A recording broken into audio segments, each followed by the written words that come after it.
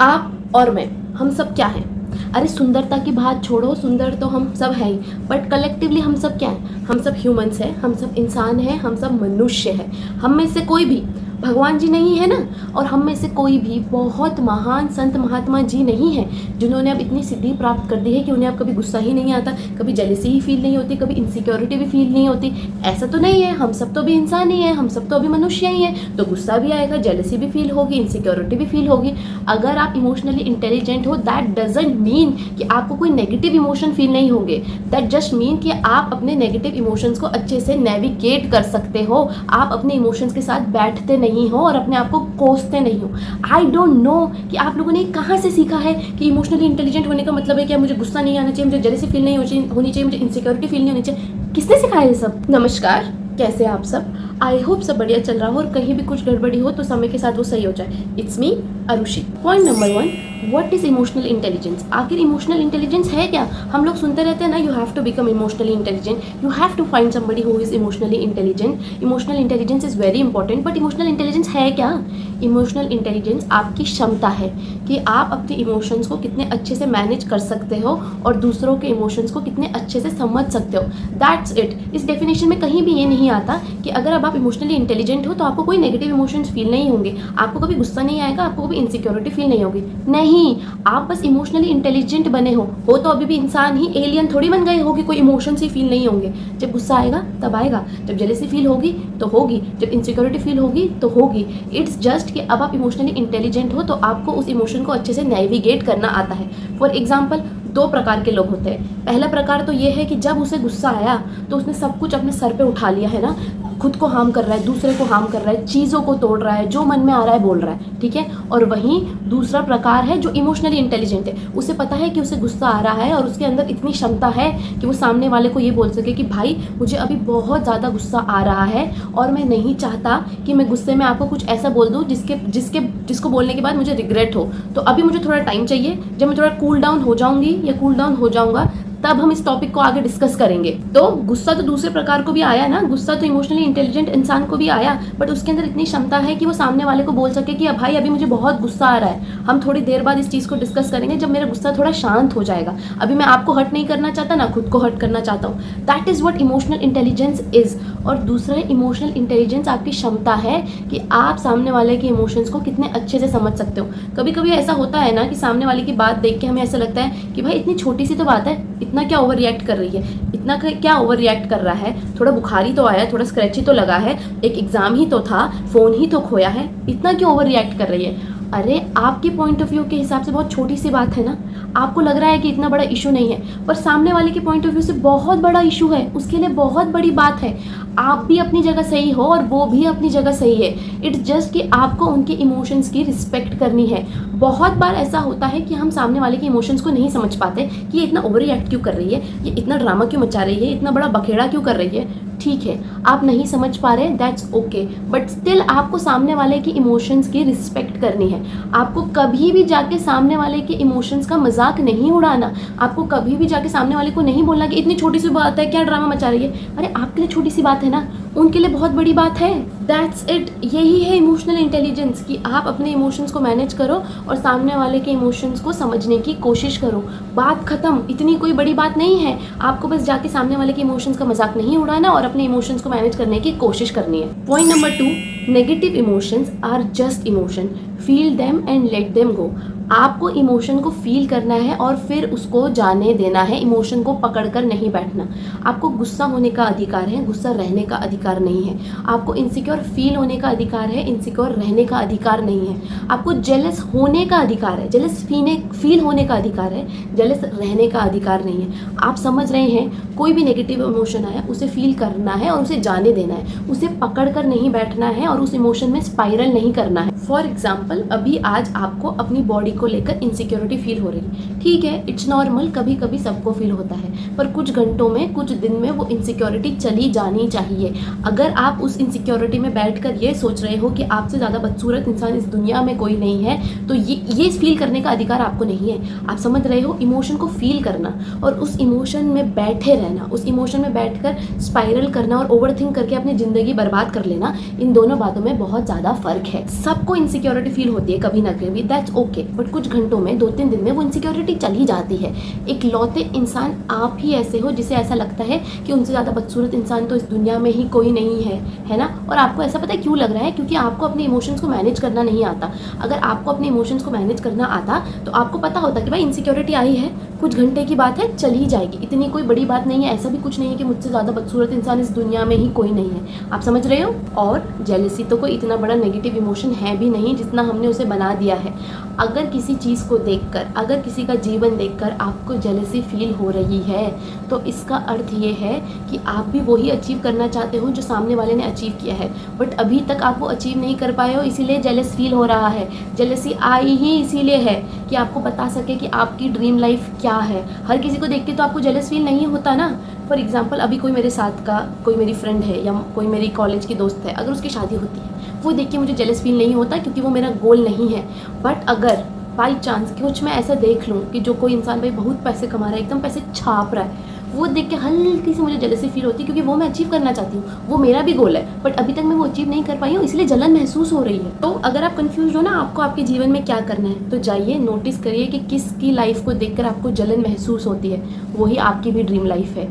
But अगर कोई ऐसा नेगेटिव इमोशन है जो बहुत दिनों से आपके साथ है और अगर जाता भी है तो बार बार वापस आ जाता है, तो उस पर आपको काम करने की ज़रूरत है। मतलब इनसिक्योरिटी आई कुछ घंटों के लिए, कुछ दिन के लिए, ठीक है, बट ऐसा है कि भाई महीनों से आपके साथ है तो गलत बात है। जेलसी फील हुई कुछ दिनों के लिए, कुछ घंटों के लिए आपके पास आई, चले गए, it's okay, it's absolutely normal, सबको फील होता है। बट ऐसा है कि भाई वो जेलसी महीनों से ही आपके साथ है और आपको ऐसा लग रहा है कि आपको तो अब कमौलिका बन के सामने वाले का जीवन बर्बाद करना है, तो फिर तो उस चीज़ पे आपको काम करने की ज़रूरत है।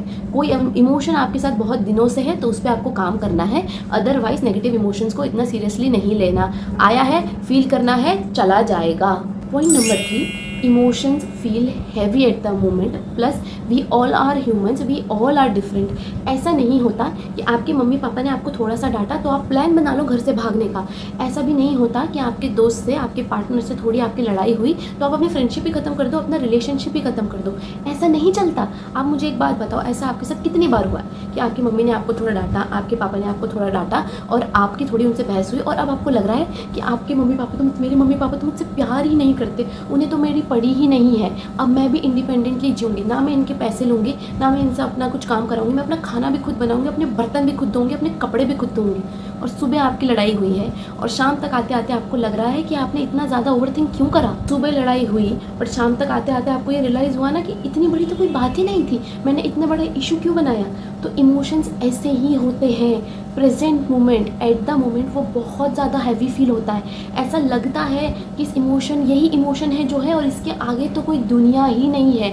बट जैसे जैसे कुछ घंटे बीतते हैं, जैसे जैसे 1-2 दिन बीतता है तो आपको रियलाइज़ होता है कि हाँ ठीक है, इमोशन आया तो था पर इतनी भी कोई बड़ी बात नहीं थी जितना मैंने ओवरथिंक कर लिया। इसीलिए जब आप बहुत ज़्यादा इमोशनल हो तब कोई डिसीजन नहीं लेना, ना ही किसी से कोई बात करनी है, क्योंकि जब आप बात करते हो, गुस्से में होते हो, इमोशनल होते हो, या तो आप बदतमीज़ी करते हो या तो आप ओवर प्रॉमिस कर देते हो। तो जब आप इमोशनल हो तब ना ही कोई डिसीजन लेना है, ना ही कोई फालतू की बातें करनी है, ना ही किसी से कोई बदतमीज़ी करनी है। और ये चीज़ ना मैं स्पेशली हम लड़कियों को समझाना चाहती हूँ। पूरी दुनिया, पूरे समाज को ये पता है कि लड़कियां कितनी ज़्यादा इमोशनल होती हैं। हर कोई ये जानता है कि इन्हें इमोशनली बेवकूफ़ बनाओ और फिर इनसे अपना काम निकलवाओ। हर किसी को पता है कि हम कितने इमोशनल हैं और फिर हर कोई उसी चीज़ पर खेलता है।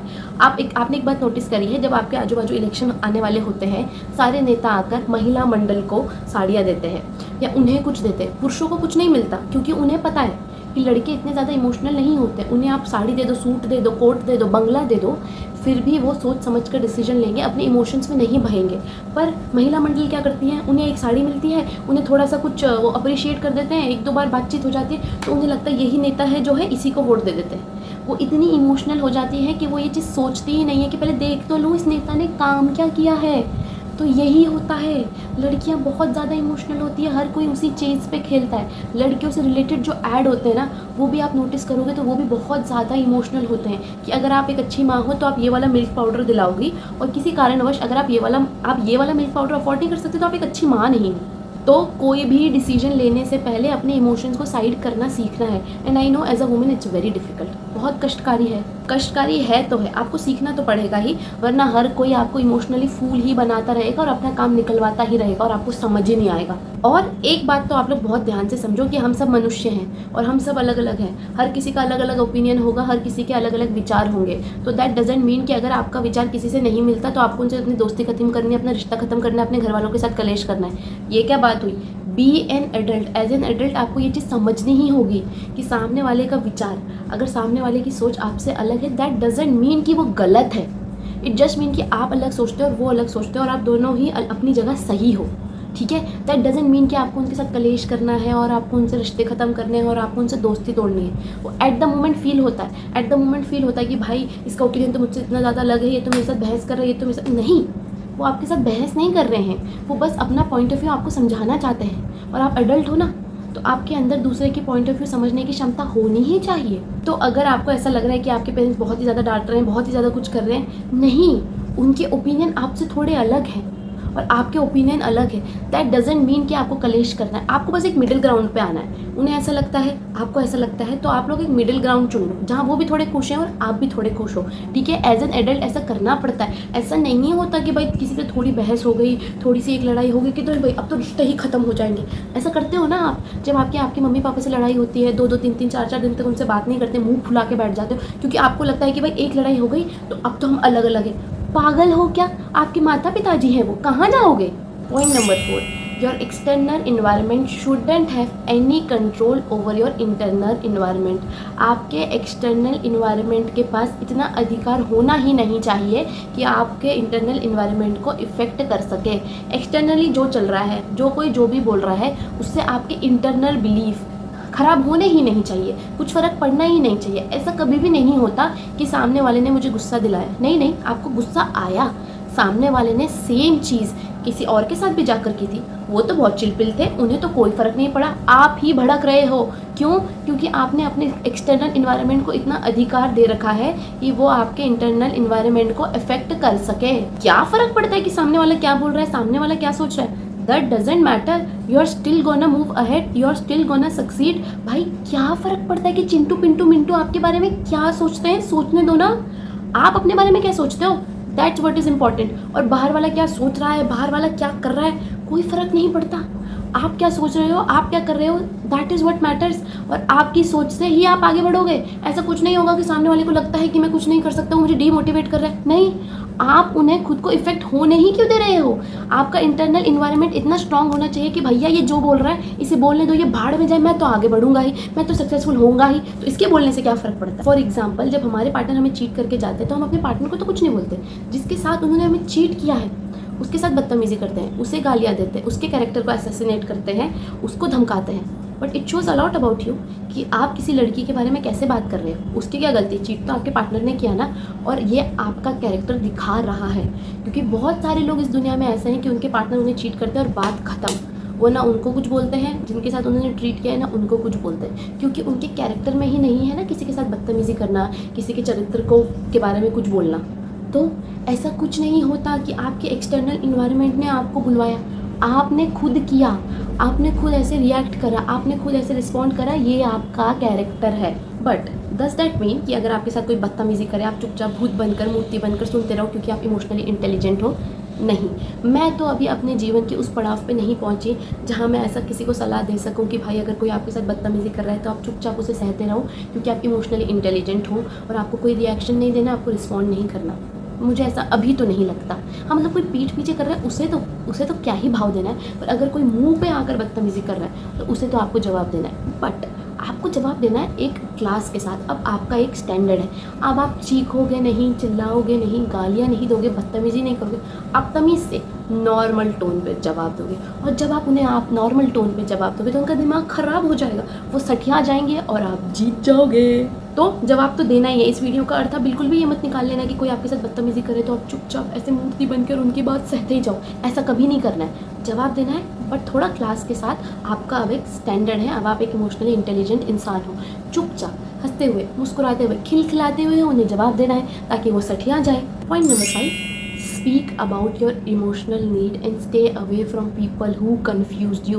Personally, I am a person, जैसे ही मेरे जीवन में कुछ कष्ट आएगा, मुझे किसी से बात नहीं करनी, मुझे किसी से डिस्कस नहीं करना, मुझे किसी की सलाह नहीं चाहिए, मुझे किसी की मदद नहीं चाहिए, मुझे कुछ नहीं करना, मुझे खुद उस चीज़ के साथ डील करना है। तो अब ये मेरी रिस्पॉन्सिबिलिटी है ना कि मैं अपने लव्ड वंस को, अपने फ्रेंड्स को, अपनी फैमिली को जाके बोलूँ कि भाई मुझे थोड़ा 1-2 दिन का समय चाहिए, मैं आपसे बाद में बात करती हूँ। वरना अगर मैं ये सब चीज़ें नहीं बताऊँगी तो मेरे दोस्त और मेरी फैमिली तो सठिया जाएगी ना, मुझे कॉल कर करके कि भाई क्या हो गया, ये बात क्यों नहीं कर रही, सब कुछ ठीक तो है।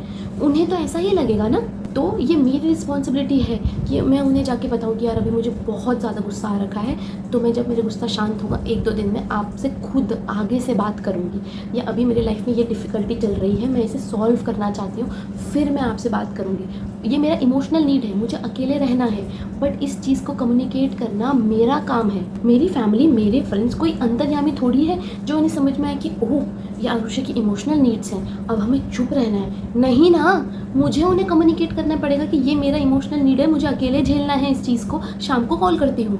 तो आपको भी अपनी इमोशनल नीड के बारे में बोलना पड़ेगा। जिस भी तरीके से आपको चीज़ें चाहिए बोलो, कम्युनिकेट करो। जो आपकी इस चीज़ को समझता है मतलब वो आपसे प्यार करता है, और जो आपकी चीज़ को नहीं समझता, वो आपसे प्यार ही नहीं करता, तो वो आपके जीवन में क्या कर रहा है आप समझे।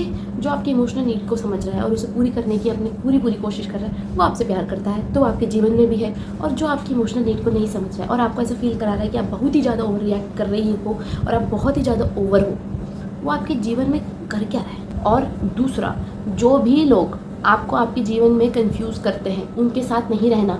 जिनके साथ आपको ऐसा फील होता है कि भाई ये मेरा दोस्त है या नहीं, ये मुझसे प्यार करता है या नहीं, मेरे साथ देगा या नहीं, वो आपका साथ कभी नहीं देगा, वो आपको कंफ्यूज कर रहा है। जो आपका अच्छा दोस्त होगा उसके साथ जब लड़ाई भी होती है ना, तो ऐसा फील होता है कि भाई ये सठिया गया क्या, ये क्या बोल रहा है। ये वाली फीलिंग कभी नहीं आती कि भाई ये मेरा दोस्त है या नहीं, ये मुझसे प्यार करता है या नहीं, मेरे साथ देगा या नहीं।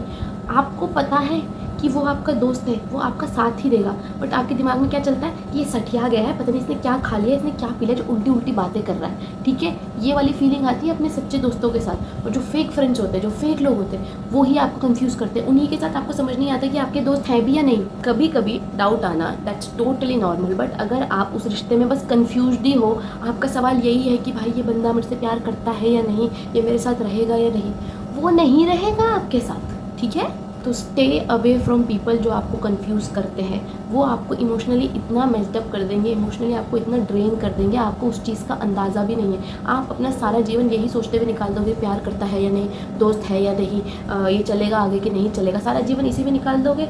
आपकी, आपके करियर की, आपके पैसे की, आपके मेंटल हेल्थ की तो बैंड बज जाएगी। और जैसे मैंने पॉइंट टच कर आपके दिमाग में एक नाम आया ना, आया ज़रूर आया, तो नहीं रहना उनके साथ भी, समझे आप। Point number 6, you are not responsible for anyone's emotion.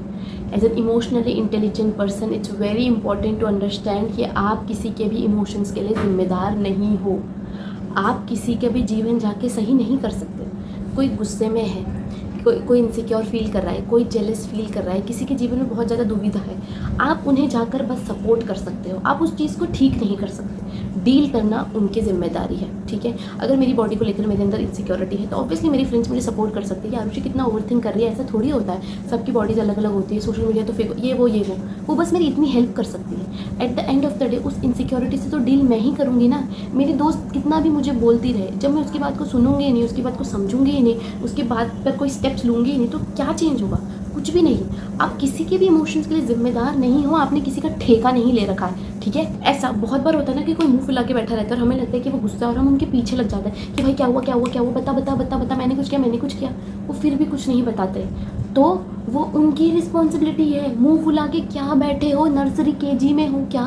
अगर मैं गुस्सा हूँ किसी से तो मैं उन्हें जाके, और मुझसे पूछ रहे हैं कि क्या हुआ, तो मैं उन्हें कम्युनिकेट करूँगी ना कि भाई आपने ऐसा करा और मुझे ये चीज़ बुरी लगी, मुझे ये अच्छा नहीं लगा। मैं कोई फर्स्ट सेकंड क्लास में थोड़ी जो मुंह फुला के बैठी रहूँगी। और भले ही चलो मैं गुस्सा नहीं हूँ, मेरे जीवन में कोई ऐसी चीज़ है, कुछ बहुत दुविधा है, कोई बहुत डिफिकल्टी है जिसकी वजह से मेरा मूड ख़राब है, तो ये मेरी जिम्मेदारी है कि मैं अपने आजू बाजू के लोगों को कम्युनिकेट करूँ कि भाई मेरा मूड थोड़ा सा अपसेट है और इस चीज़ के लिए आप लोग रिस्पॉन्सिबल नहीं हो, मुझे थोड़ा स्पेस चाहिए, इट्स माई रिस्पॉन्सिबिलिटी। मैं किसी को बाहर कन्फ्यूज़ नहीं करूँगी। अगर मेरी कोई दोस्त आके मुझसे पूछ रही है कि आरुषि क्या हुआ, तो मैं उसे बताऊंगी। और अगर वो चीज़ बहुत ज़्यादा पर्सनल है और मैं उसके साथ शेयर नहीं करना चाहती, तो जितनी डिटेल में शेयर करना चाहती हूँ उतनी शेयर करूँगी और बोलूँगी कि भाई ज़्यादा मैं इस बारे में डिस्कस नहीं करना चाहती, मुझे थोड़ा स्पेस चाहिए, दैट्स इट। अब सब कुछ नॉर्मल होने के बाद मेरी दोस्त के पास जाना मेरी रिस्पॉन्सिबिलिटी है। इस चीज़ को आप साइलेंट ट्रीटमेंट से कंफ्यूज मत कीजिए। साइलेंट ट्रीटमेंट तो ये होता है कि बंदा मुंह फुला के बैठा है और कुछ बता ही नहीं रहा है, बस मैं मुंह फुला के बैठी हूँ, आप मुझसे पूछते रहिए, आप मेरे आगे पीछे घूमते रहिए। That is what silent treatment is. But ये जो बात है कि भाई सामने वाला आपको बोल रहा है कि उसे स्पेस चाहिए, दैट शोज़ कि वो कितना इमोशनली इंटेलिजेंट है। उसे स्पेस चाहिए, आपको उसको वो स्पेस देना है, ठीक है। तो साइलेंट ट्रीटमेंट बहुत अलग बात होती है और स्पेस मांगना बहुत अलग बात होती है। दोनों चीज़ों को कंफ्यूज नहीं करना। आप किसी के भी इमोशंस के लिए रिस्पॉन्सिबल नहीं हो। आपका काम है 1-2 बार जाके अपने लव्ड वन से पूछना कि भाई क्या हुआ, मुझे तो अपसेट लग रहा है, तुझे मेरी ज़रूरत है। वो आपको कुछ बताते तो ठीक है और नहीं बताते तो भी ठीक है। आपने उनकी इमोशंस का ठेका नहीं ले रखा है। ये आपके जीवन का काम नहीं है कि आप ढूंढते फिरो और खोजते फिरो कि भाई इसको क्या हुआ, उसको क्या हुआ, इसने क्या सोचा, मैंने कुछ करा क्या, मैंने कुछ बोला क्या। क्यों? आपने क्यों कुछ करा? आप अपने आप को ब्लेम क्यों करते हो? आपका काम था 1-2 बार पूछना, आपने पूछ लिया, बात खत्म, अब अपना काम करो। उनकी इमोशंस है वो डील करेंगे, जब सब कुछ ठीक हो जाएगा अपने आप चीज़ें नॉर्मल हो जाएंगी, वो नॉर्मली आपसे बात करेंगे। आपका काम हो गया ख़त्म। और लास्टली ना, इस दुनिया में हर कोई अपने समझ के हिसाब से काम कर रहा है। जिसने जितना सीखा, जिसने जितना ग्रो करा, वो उस हिसाब से काम कर रहा है, वो इस हिसाब से चीज़ें बोल रहा है। मैंने ये वीडियो बनाई अपने समझ के हिसाब से, मुझे आता ही इतना था, बड़े दिल से मैंने ये वीडियो बनाई। अब इस वीडियो के कमेंट सेक्शन में बहुत सारे प्यारे प्यारे कमेंट्स होंगे, वो भी उनके समझ के हिसाब से, और कुछ कमेंट्स ऐसे होंगे जो मुझे पसंद नहीं आएंगे, वो भी उनके समझ के हिसाब से। इससे मेरा कोई लेना देना नहीं है। तो आप इस बात को ध्यान में रखिए। कोई आपको हर्ट कर रहा है, वो उनकी समझ है, आपका इससे कोई लेना देना नहीं है। हर कोई अपने समझ के हिसाब से काम कर रहा है। तो स्टॉप ब्लेमिंग योरसेल्फ, ठीक है। As an emotionally intelligent person आपका काम है कि आपको किसी के लिए भी, किसी की भी हरकतों के लिए खुद को ब्लेम नहीं करना। उन्होंने किया ना, आपका इसमें क्या रोल था? कुछ भी नहीं। उन्होंने आपको चीट करा, उनकी समझ थी वो, इसका आपसे कोई लेना देना नहीं। उन्होंने आपके साथ बदतमीजी करी, उनकी समझ है वो, उन्हें ऐसे ही बात करना आता है, आपका इससे कोई भी लेना देना नहीं। तो स्टॉप ब्लेमिंग योरसेल्फ। इसी के साथ हम इस वीडियो के समापन समारोह की तरफ पहुंच चुके हैं। अपना और अपने लव्ड वंस का ध्यान रखिए और वीडियो को लाइक, शेयर और सब्सक्राइब कीजिए। टाटा।